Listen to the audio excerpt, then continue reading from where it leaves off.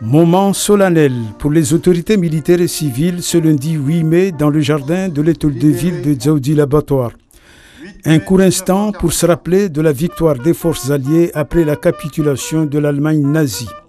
Une commémoration toujours chargée d'émotions. C'est la victoire contre la barbarie et la liberté et la paix retrouvée pour les peuples de l'Europe.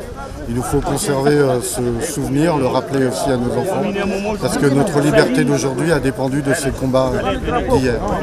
C'est la mémoire de la France que nous conservons dans cette journée.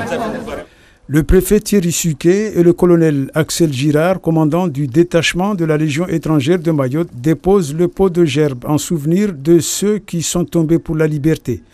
Les différents corps militaires sont également présents, y compris les anciens combattants de Mayotte qui ont servi la nation. Une particularité énorme parce que je suis descendant d'un fils qui était ancien combattant.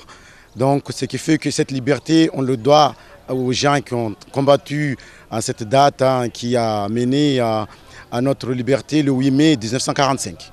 Une image particulière dans cette cérémonie, la présence des femmes et responsables politiques mahoraises, confirmant ainsi leur participation active dans la vie du département. Alors moi, en tant que femme mahoraise, les femmes à Mayotte ont toujours été de combat et le contexte actuel le prouve encore plus. Donc le combat continue et on est ensemble.